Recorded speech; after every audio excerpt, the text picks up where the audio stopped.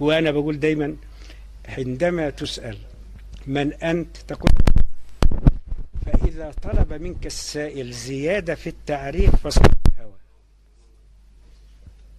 صاحب إيه؟ على طول أنا مش خلاص.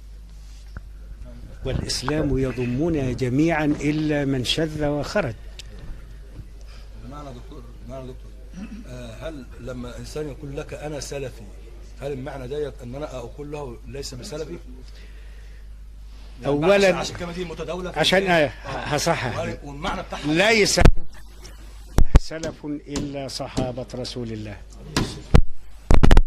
ليس ابن تيمية هو السلف، ولا ابن القيم هو السلف، ولا ابن عبد الوهاب هو السلف.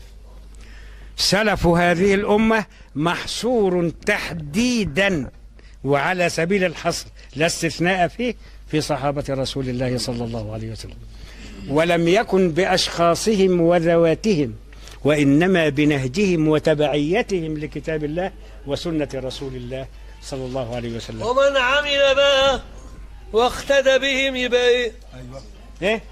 من عمل أيوة بما عملوا يبقى ايه؟ يبقى تابع، بس يبقى تابع من التابعين، ولا أسميه سلفا، لا ولا أطلق سلفية ويستغلها الناس في حاجه اسمها سلفيه ويضرب بعضهم ببعض. في حاجه اسمها سلفيه في الاسلام؟ ما فيش ما أنا قلت ما فيش، بس ولا حاجه اسمها لا وقلنا من بدع العصر، خصوصيه من بدع لصحابة رسول الله بس. من بدع العصر الآن كلمة سلفية، مقوله ولكن مش ثابته. واحنا زي ما بقول اهو سلفية لمن؟